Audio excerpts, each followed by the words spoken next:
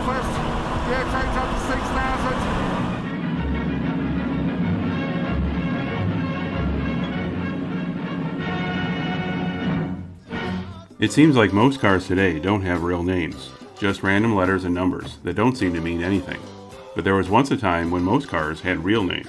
Many of those names were places around the world, and I'll bet many of you never realized they were named after places at all. So for this episode, I'll show you a place, and you try to guess the name of the car. This is my old car. I request nothing beyond the thickly cushioned luxury of seats available even in soft Corinthian leather. If you're from North America or Europe, you may easily recognize many of these names as places from those regions, although I suspect many from North America won't recognize the European names, and possibly vice versa. Les Leston and Peter Bolton on their marks, and the pack is unleashed. Because this channel's name is My Old Car, and I typically do not feature cars that are still in production, I will avoid putting any new cars on this list. So please, no comments on why I didn't include the Hyundai Tucson on this list. This is definitely not a complete list, so I may have a future episode with another quiz. Just a flesh wound. Number 20. This car is named after a city in the Lombardy region of northern Italy, and is widely recognized as a global region of fashion and design, as well as a global financial hub. However, the car that once bore its name had a difficult time living up to it, as it was among the last before the entire division was killed off in 2010. It was the Mercury Milan, a mid-sized sedan that barely stood out from its Ford twin, the Fusion. Launched in 2006, it had zero chance of success, thanks to being widely known at the time that the Mercury brand was in its final years. Introducing the all-new 2006 Mercury Milan. Number 19. This car is the only one on this list named after a specific portion of a racetrack circuit. And this portion of the track has its own name because it's the longest straightaway where the race cars can reach their highest speeds. This automaker also had several victories on this course back in the 1920s. Although this track is located in France, the car itself is British and shares its platform with Rolls-Royce. However, both marques today have a lot of German engineering in them, as they are now owned by Volkswagen. If you're a car guy, you probably would guess the car in question is a Bentley, but maybe not the model, as you probably don't see them on the road very often. The model is the Mulsanne, which was originally sold from 1980 to 1992 and would be relaunched in 2010, lasting until 2020. As a four-door sedan and not an SUV, the Mulsanne suffered the same loss in popularity with the one percenters as sedans have in general with the rest of us. There's 7 cars around us. We're probably more expensive than every single one of those cars put together. Number 18. This car is named after this city in the United States. When this car was first introduced, this is approximately what this city looked like. Ironically, this city's downtown is so congested that when this car was at the height of its popularity, you more likely saw yellow taxicabs a lot more than the car that shared the city's name. It's the New Yorker, which Chrysler first offered in 1940 and lasted all the way until 1996. Variations of this car were also named after a street in New York. Can you guess that one? Another easy one. It was the Fifth Avenue. Well, there's something you don't see every day. Number 17. This car is named after one of the largest states in the U.S. in terms of area, but one of the lowest in population. And this name was once just a trim level, but later transitioned to become the car's name. Formerly known as the Pontiac Transport, it would be known in its final years as the Pontiac Montana. Although General Motors may have thought the name change helped give it a more outdoorsy and adventurous vibe, minivans at GM were on the decline in the mid-2000s. So much so that it was gone even before the entire Pontiac brand was history. When I experience masculine itching, I reach for Extra Strength Itch Stopper Plus. Number 16. This car is named after one of the smallest countries in the world, located on the northern coast of the Mediterranean Sea, and probably best known among racing fans as a hub for the Grand Prix racing circuit. Despite its racing-themed name, this model from Dodge was intended to be a personal luxury car, not for racing, at its launch in 1965, although it would later be used for NASCAR. It was a Dodge Monaco, which competed directly against the Pontiac Grand Prix, so maybe that's why Dodge picked the name Monaco. No, I don't like it. However, the Monaco would later be better known for police car duty, before its unceremonious ending as a short-lived holdover from Chrysler's buyout of American Motors. Car's got a lot of pickup. Number 15. This car was named after both a bay and a city on the island of Jamaica. It's Jamaica's second largest city and a popular destination for cruise ships. This car's name was shared by 4 different car brands, or marques, although I suspect some of you from North America will only recognize one of these 4 names, as the other 3 are British. It was the Montego, sold from 1968 to 1976 as the Mercury counterpart to the Ford Torino, and later from 2005 to 2008 as the Mercury counterpart of the Ford 500. But it was also sold by British Leyland and the Rover Group from 1984 to 1995 as an Austin, an MG, and finally as a Rover.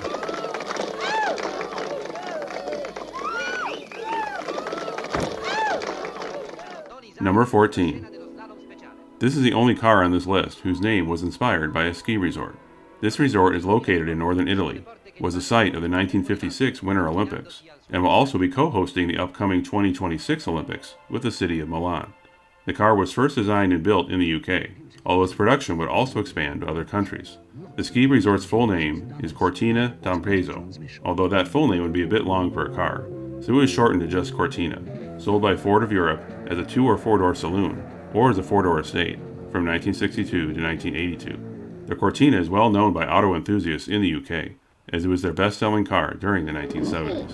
Even with 5 children in the back, you can drive in a more or less relaxed fashion, safe in the knowledge that they're kept in the 4-door Cortina with child-proof safety locks. Number 13. This car, when you first see its name, you probably assume it's not named after a place, but instead after a sport. And that sport is probably what the automaker had in mind. But it is also the name of a town in the U.S. state of Wisconsin. So for that reason, it meets the criteria of this list. Pure brewed in God's country. However, when marketed in Canada, this car had to be given a different name, since French-speaking Canadians in Quebec could recognize it as a slang term for, well, let's just say enjoying yourself a lot. In Canada, it was sold as the Allure. The car's name outside of Canada was the Buick LaCrosse, which was Buick's last full-size sedan in North America, selling between 2005 and 2019. But it is still selling in China as of the recording of this video in 2024. Nice, Shaq. Let's do one more. That's great. Number 12. This next name isn't just for one car, but for an entire brand that is defunct today, but had been in business for over 70 years. The Pilgrims sailed the sea to find a place to call their own. Although the name originated in England, the brand was only sold in North America. And when you look at the brand's logo over its many variations over the years, that logo is a symbol of how the original settlers from Europe arrived in America in the year 1620, specifically via a large sailing ship. And where did that ship first land? Well, if you know your American history, that would be Plymouth Rock. The Plymouth brand was part of the Chrysler Corporation starting in 1929. But by the 1980s, it was only known as that other brand which sold the same car as a Chrysler or a Dodge. By the time Plymouth would sell one of its few and ultimately last unique cars, the Prowler, the brand officially folded in January of 2001. Here, take the wheel. Number 11. This car is named not just after a city, but also after a world-famous racing circuit. It's also a name that most Americans simply can't pronounce correctly, as the American pronunciation would often become the standard for this American automaker in their advertising. Since I can't speak French, I may not get this right, but my best attempt is Le Mans, whereas most Americans pronounce it as it is spelled, Le Mans, and that includes myself, as I did in previous episodes, and yes, many of you let me know I got it wrong. Not bad. There were both American and Korean versions of this Pontiac, although any true car fan only acknowledges the first one, specifically the first 3 generations from 1961 to 72, that predated the 1973 oil embargo, and we all try to forget the Korean version that ran from 1988 to 93, made by then GM subsidiary Daewoo. That one is about as far from racing as any car can get. There is still an affordable car that comes well equipped right from the start. Pontiac Le Mans. Number 10. This car was named after a bay near Miami, Florida, and continued a trend Chevy had in the 1950s of naming cars after coastal vacation spots in the U.S.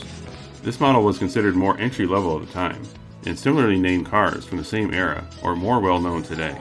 It was the Chevrolet Biscayne, which was Chevy's least expensive full-size car when it debuted in 1958, and remained in the Chevy lineup until 1975. Number 9. This next car name is not just named after a single city, but several cities that share the same name in the United States, not to mention a historic mansion in Columbia, Tennessee, and even a hotel chain. So which one was the inspiration for the car? Well, hard to say, since the first car to have this name was in Australia, which, from what I can tell, doesn't have a town with this name. However, its automaker originated in the United States, and later sold an entirely different version of the car with the same name in the US. The car was the Ford Fairmont, which sold in Australia across 11 different generations from 1965 to 2008. In the US, Ford also had a Fairmont, but it had a far shorter run as an entirely different car, the first to use Ford's Fox body platform beginning in 1978. However, its extremely boxy and generic look fell out of favor quickly, with the US Fairmont being replaced in 1983 by the slightly less boxy Ford Tempo. Test drive Fairmont October 7th. Fairmont, the newest, better idea from Ford. Fascinating. Number 8. This next car shares a name with a racetrack in Spain, although the automaker's founder didn't consider that when he came up with the name. Instead, there's also a river in Spain with the same name, and not just any river, but one that has a specific type of bull bred nearby. And since this is Spain, you can probably guess what they're bred for: bullfighting. So that should make it easy to guess the automaker, Lamborghini. The model may be harder to guess, as only 328 were ever made. Its name was a Jarama, and was sold between 1970 and 1976. Its V12 engine produced 350 horsepower, huge power numbers for the early 70s. The S variant, which began in 1972, was a favorite of company founder Ferruccio Lamborghini. When the car is on, I push it and nothing happens. Perhaps it's just telling the car that you want some soup. Number 7. This next car name was used for multiple car makes, so viewers from North America will most likely guess the model sold by General Motors, whereas viewers from Europe may guess the version sold by GM's then subsidiary Opel, or maybe guess that it's a Ferrari. That last one is because it is named after a town in northern Italy that is also home to a racetrack of the same name. The two GM versions were entirely different cars from each other, despite sharing the same name, and neither of them could ever be confused with a race car. The name was Monza, sold in North America as a subcompact Chevy Monza 2+2 that was based on the Chevy Vega, and sold from 1975 to 1980. The 1975 Monza 2+2 is coming to your Chevrolet dealers September 27. The Opel Monza was sold in Europe from 1977 to 1986, except in the UK, where the same car was named the Vauxhall Royale Coupe. And then there is Ferrari, who initially made the Monza name famous with a line of race cars from the 1950s.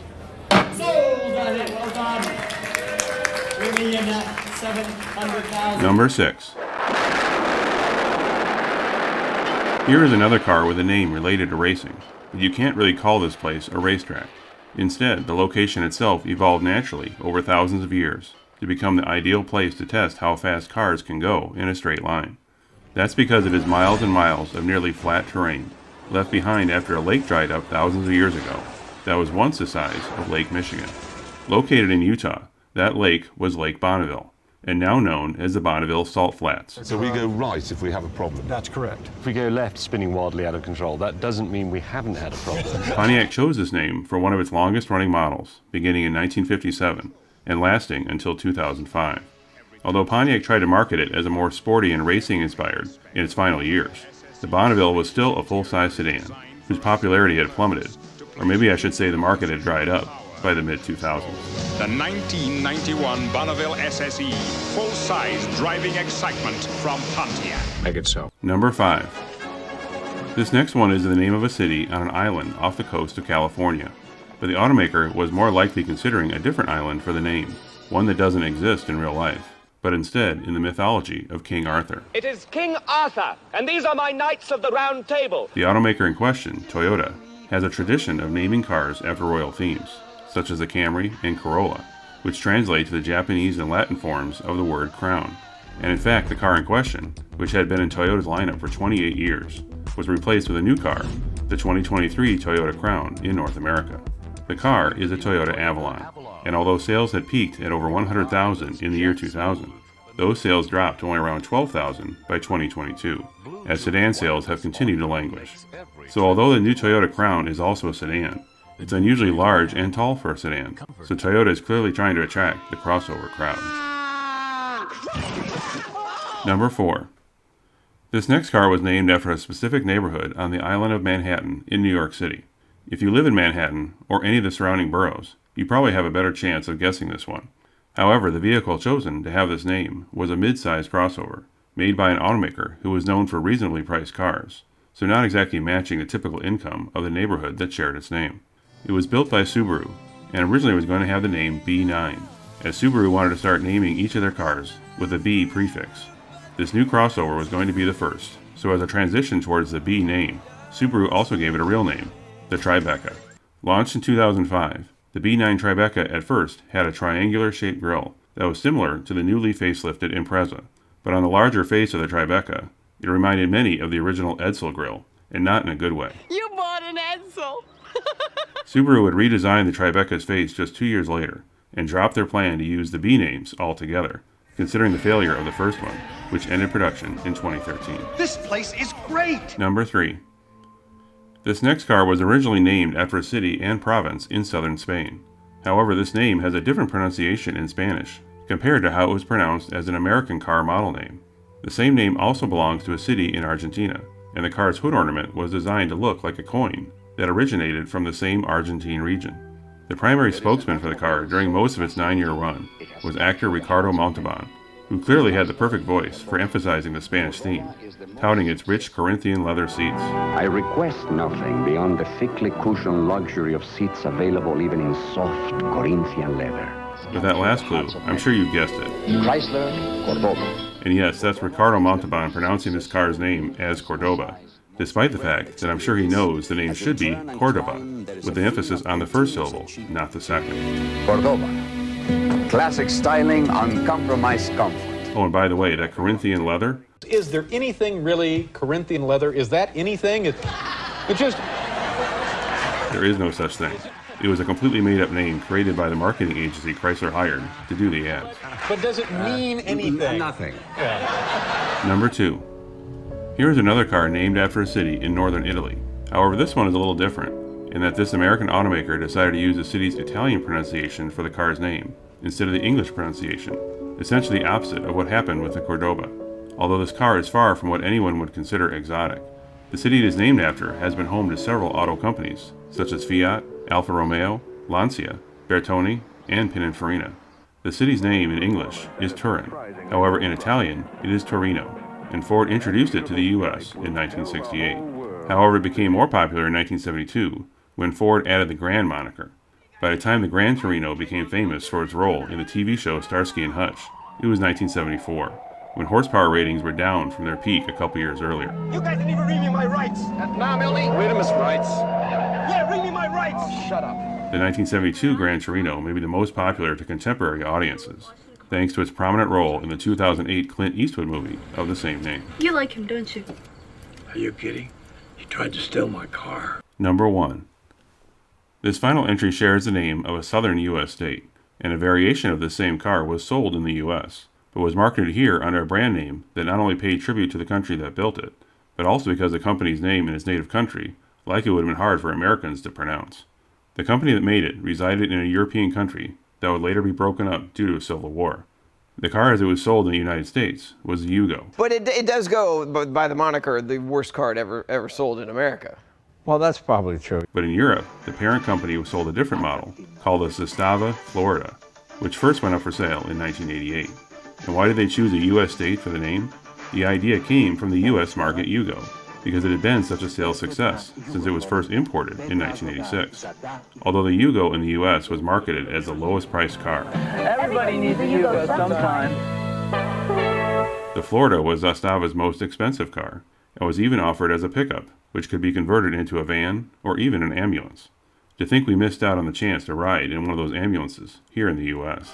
Thanks for watching. Lots of space in this mall. If you like this video, click the like button and subscribe to my channel. Disco pants and haircuts, yeah. If you once owned a car from the 80s to mid-2000s that you rarely see today and would like it featured in a future episode, leave a reply in the comments or contact me at the email shown here.